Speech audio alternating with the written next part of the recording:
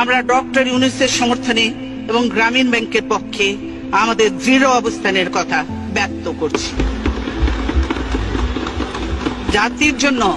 জাতির জন্য যারা সম্মান বয়ে আনেন সেই কৃতি সন্তানেরা যেন দেশেও মর্যাদা পান, তা আমাদের নিশ্চিত করতে হবে, না হলে দেশ মেধাশূন্য হয়ে পড়বে। আজ আমরা বিশেষভাবে সৌভাগ্যবান এবং সম্মানিত যে বাংলাদেশের 3 বারের নির্বাচিত প্রধানমন্ত্রী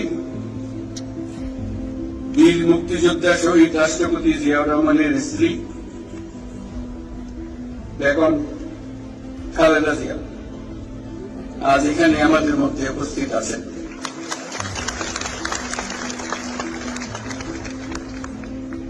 এক যুগ ধরে তিনি এই মহাসম্মেলনে অংশগ্রহণ করার সুযোগ পান নাই, আজকে সুযোগ পেয়েছেন। আমরা সবাই আনন্দিত এবং গর্বিত যে আমরা এই সুযোগ দিতে পেরেছি আপনাকে।